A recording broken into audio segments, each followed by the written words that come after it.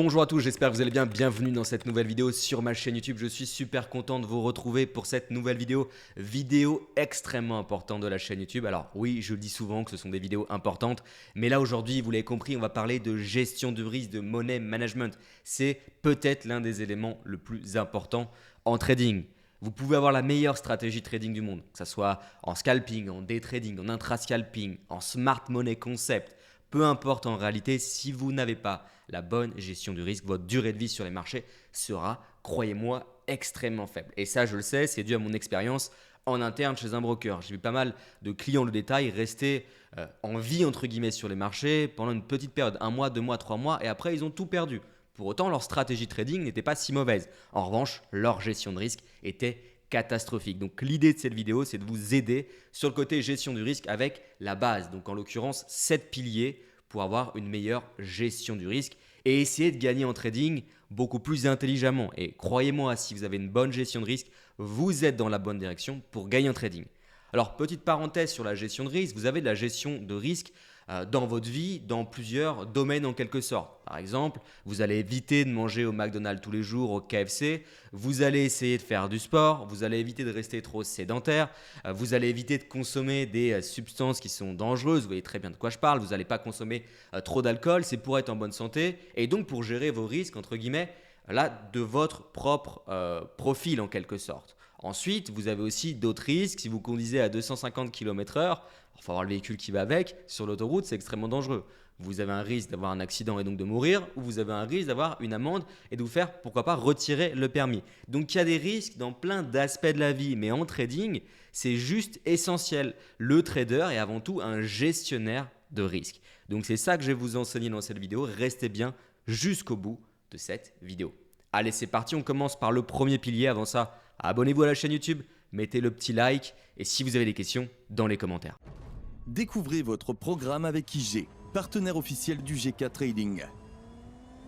Alors le premier pilier d'une bonne gestion de risque, c'est de connaître le montant qu'on va risquer sur chaque trade par rapport à son capital et ça, on va le calculer en pourcentage. Généralement, on va dire qu'on risque 1% de son capital, de son equity par trade. Donc évidemment, si vous prenez plusieurs trades, vous allez devoir diviser ce risque. Pour faire extrêmement simple et très concret, si vous avez un capital de 15 000 euros, donc 15K, 15 000 euros, et que vous risquez, vous l'avez compris, 1%, je pense que 1% c'est très bien. Vous pouvez risquer peut-être un petit peu plus si vous avez un capital plus faible car votre risque sera déjà limité à votre dépôt chez votre broker. Si vous déposez 1 000 euros et que vous ne risquez pas 1% mais 2%, ce n'est pas dramatique. Mais de manière générale, généralement, on part sur 1% de risque par trade. Et plus le capital d'ailleurs est important, plus on va diminuer ce risque. Par exemple, si vous tradez avec 1 million, vous allez probablement avoir un risque de 0,20%, 0,25%, voire même parfois en dessous de ça.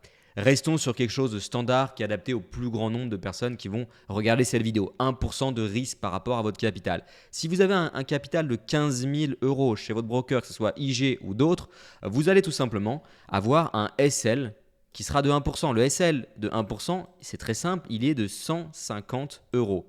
Donc si vous avez un stop loss qui n'est pas de 150 euros, qui est par exemple de 210 euros, il y a un gros problème dans votre gestion du risque. Vous avez pris un risque trop important par rapport à ce que vous êtes fixé, en l'occurrence des 1%. Vous êtes au-delà de 1%.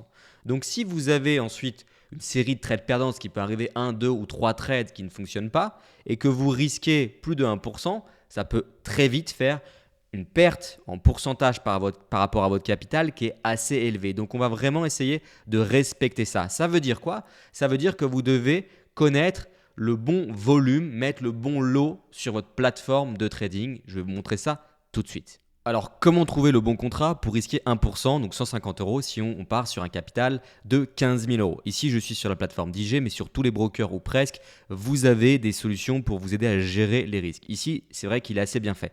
Donc, je suis sur l'euro-dollar en 5 minutes. Chaque bougie représente 5 minutes de temps. On va simuler un trade. Donc, je vais cliquer ici sur Ordre.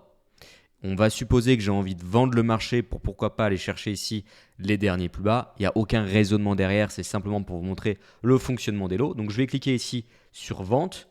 Ici tout simplement en termes de quantité, je vais mettre quelque chose un petit peu au hasard, 2 pour un premier temps. c'est pas grave, on ajustera ensuite. Pareil, au niveau du stop loss, je vais mettre 45, 45. On va tout ajuster ensuite. Donc ici, j'étais proche d'un bon nombre de points. Je vais ajuster un petit peu la limite vers les plus bas si on suppose que je veux, entre guillemets, jouer la baisse, profiter de la baisse. Je vais aller chercher ces derniers niveaux-là.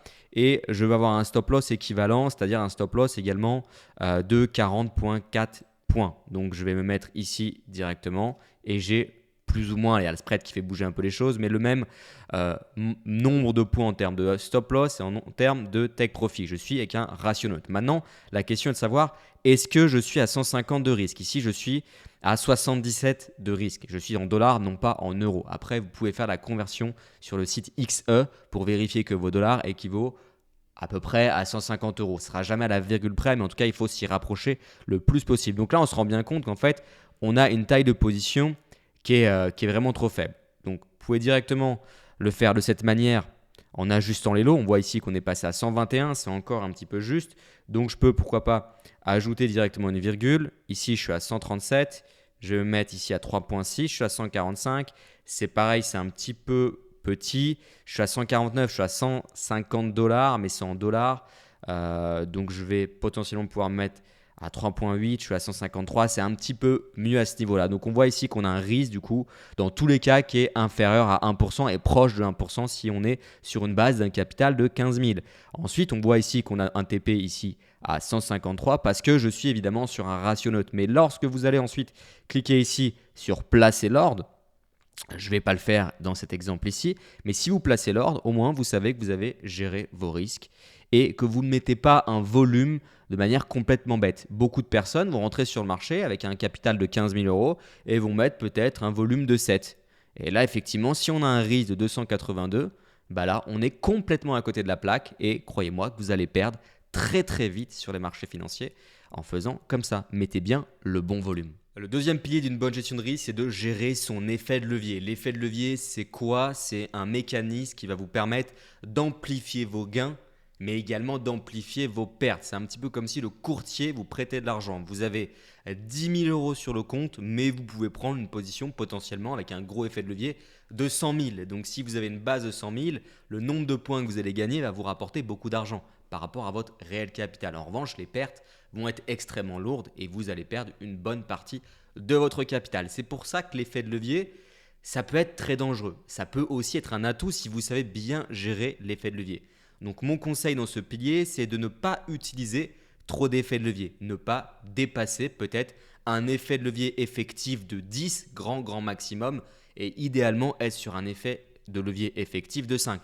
Pour faire simple, vous avez 10 000 euros, vous ne dépassez pas une position en volume de 50 000 euros. Le 1% de risque que je vous ai présenté juste avant, c'est bien, mais si vous avez des stop loss très courts, vous pouvez très bien avoir 1% de risque, surtout pour les scalpers, donc des très faibles amplitudes et un stop loss très serré. Donc vous allez assez lourd sur le marché, donc vous avez un effet de levier important. Vous allez vous dire oui, mais j'ai mon stop loss, mais attention, le stop loss n'est pas garanti, il peut être mal exécuté. Et si vous avez un trou de cotation, ce qui peut arriver, même si vous avez votre stop loss et que vous êtes avec un effet de levier complètement fou, par exemple un effet de levier de 100, autant vous dire que vous pouvez perdre beaucoup d'argent. Alors ça va arriver très rarement que le stop loss n'est pas bien exécuté, mais dans certaines conditions, ça peut arriver. Alors si dès le départ, on se dit on ne dépasse pas un effet de levier effectif de 5 ou de 10, on limite ce risque-là en cas de problème d'exécution, notamment au niveau du stop loss, même si vous avez respecté les 1% de risque. En revanche, si vous faites du day trading, revenez à l'exemple juste avant, et que vous partez sur 1% de risque, vous allez très rarement être avec un effet de levier supérieur à 5 ou à 10 parce que vous avez des stop loss de 40, 50 points. Mais c'est important tout de même de le rappeler. Troisième règle de bon sens en gestion de risque, c'est de fuir l'overtrading. L'overtrading, c'est le fait de passer beaucoup trop de trades. J'ai eu un coaching très récemment, juste avant de tourner cette vidéo avec un de mes clients qui respecte la stratégie et ça se passe plutôt bien.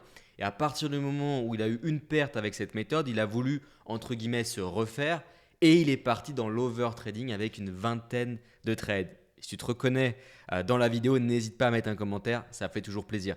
Donc l'overtrading, clairement, c'est à fuir. Et comment limiter l'overtrading? On en arrive au quatrième point, c'est d'avoir un plan de trading. Un plan de trading, c'est un certain nombre de règles que vous devez respecter. et de ne jamais fuir, c'est-à-dire toujours être dans le cadre. Le plan de trading, ça peut être je ne dépasse pas 2 trades par jour. Une fois que j'ai fait un trade gagnant, je m'arrête. Je ne vais pas utiliser un effet de levier supérieur à 10. Je ne vais pas faire du trading contre tendance. Le plan de trading, ça va au-delà simplement de la gestion du risque. On passe maintenant sur le cinquième pilier. Le cinquième pilier de la gestion de risque, c'est de faire très attention aux corrélations des produits. Ça, je le vois très souvent, c'est-à-dire que vous allez parfois vouloir prendre plusieurs trades simultanément, ce qui n'est pas forcément une bonne idée quand vous débutez. Ça complexifie un petit peu la gestion du risque au niveau des tailles de position. On revient au 1% que je vous ai présenté au début de vidéo. Mais si vous voulez passer plusieurs trades simultanément, avec un peu plus d'expérience, j'ai rien contre, mais vous devez faire très attention à ces fameuses corrélations. Ça veut dire quoi? Ça veut dire que vous n'allez pas acheter du CAC 40 et en même temps acheter du DAX et en même temps acheter un indice européen, parce qu'ils sont extrêmement corrélés. C'est-à-dire que si vous avez un trade qui se passe mal sur le DAX, probablement vos autres trades dans le même sens ne vont pas fonctionner. Donc faites attention à ces corrélations-là. C'est peut-être plus intelligent de prendre un trade sur le DAX, un trade sur une matière première et éventuellement un autre trade sur une paire de devises. Donc faites très attention à ces corrélations pour ne pas que ça se retourne contre vous. Et c'est un aspect qui peut faire la différence dans la gestion du risque. Nous voilà maintenant sur l'avant-dernier pilier de cette vidéo, donc le sixième pilier pour une bonne gestion du risque et efficace. Donc bravo à tous ceux qui ont tenu le coup et qui sont encore sur cette vidéo. Alors cet avant-dernier pilier, je l'ai déjà partagé à multiples reprises, que ce soit sur la chaîne YouTube, sur les lives avec mes clients, mais c'est juste essentiel et croyez-moi, énormément de personnes vont faire cette erreur. C'est quoi? C'est la sous-capitalisation. Être sous-capitalisé, ça veut dire ne pas avoir suffisamment d'argent pour gérer différents aspects du trading, que ce soit choisir le bon contrat, n'être pas obligé d'utiliser de l'effet de levier et d'autres éléments. Ça veut dire que les règles que je vous ai présentées dans cette vidéo, vous n'allez pas pouvoir les tenir, les suivre si vous arrivez sous-capitalisé. Par exemple, avec un capital de 100 euros, 200 euros, 300 euros, et croyez-moi, il y en a beaucoup qui vont commencer avec ça, bah vous n'allez pas pouvoir faire du trading sérieux et c'est ce qu'on appelle du casino selon moi, parce que vous ne gérez strictement rien. Autant aller faire un bon resto, aller peut-être, pourquoi pas réserver un vol sur EasyJet à 30 ou 40 euros et passer un bon week-end. Mais ça ne sert à rien d'investir 300 euros aujourd'hui en trading avec les brokers actuels. Il y a quelques exceptions sur des brokers qui proposent des tailles de contrat extrêmement faibles, mais ce n'est pas forcément d'ailleurs les meilleurs brokers. Donc l'idéal, c'est de commencer au moins avec 1000 euros. 1000 euros, ce n'est pas non plus une somme énorme. Et si vous voulez faire du trading sérieusement, commencez avec 1000 euros pour au moins avoir la capacité de gérer vos risques et ne pas partir notamment dans des effets de levier qui sont complètement dingues. Je suis désolé de le dire, ce n'est pas tout simplement pour freiner l'accès au trading, mais en dessous de 1000 euros, ce n'est même pas la peine d'y penser selon moi. C'est une réalité que c'est possible d'ouvrir un compte avec 100 ou 200 euros, c'est la communication de certains brokers, c'est normal, ils vont chercher du client, mais en pratique, avec ces montants-là, vous allez rien faire, faut être honnête. Allez, c'est parti pour le dernier pilier, donc le septième pilier, mais évidemment, il y a d'autres piliers qu'on pourrait rajouter, mais si je vous parle de toutes les règles de A à Z de gestion de risque, la vidéo durerait 1 heure. Alors le septième pilier, en réalité, c'est du bon sens, c'est tout simplement d'analyser votre trading chaque fin de mois, chaque fin de semaine. Vous vous organisez comme vous voulez, mais au minimum, chaque fin de mois, vous devez analyser vos trades. Est-ce que vous avez bien pris le bon volume sur chaque trade? Comment se sont passées vos exécutions? Est-ce que vous avez respecté votre plan de trading? Et en fait, l'ensemble des éléments qui sont présents dans cette vidéo. C'est super important de s'auto-analyser pour tout simplement progresser, non pas changer de stratégie, mais d'optimiser votre stratégie et aussi de voir peut-être dans quels horaires vous allez mieux trader, quels sont les produits les plus intéressants, quels sont les produits où vous avez eu les meilleures conditions de trading, est-ce que vous avez respecté le concept de structure, de tendance, et c'est super important et ça fera la différence. Encore une fois, je me répète, le trading n'est pas un jeu, il faut faire les choses sérieusement et à partir de là, on commence à gagner de l'argent et pouvoir faire des choses incroyables sur les marchés financier. Voilà, cette vidéo maintenant terminée. Merci beaucoup de l'avoir regardé jusqu'au bout. J'espère vraiment que cette chaîne YouTube vous aide. Si c'est le cas, n'hésitez pas à soutenir UGK Trading avec un petit commentaire, un petit like et évidemment un abonnement. Pour ceux qui souhaitent apprendre le trading à mes côtés, pour le coup maîtriser ma méthode de day trading que j'utilise depuis plus de 10 ans, accéder à l'espace e-learning, la plateforme de questions-réponses, un coaching individuel pour vérifier que la méthode est comprise et évidemment accéder aux webinaires qui sont accessible chaque mois pour la communauté UGK Trading, donc pour les clients. Vous avez tous les liens dans la description et surtout, je vous invite à réserver un appel stratégique avec moi pour faire un point, voir si je peux vous aider ou pas dans votre trading.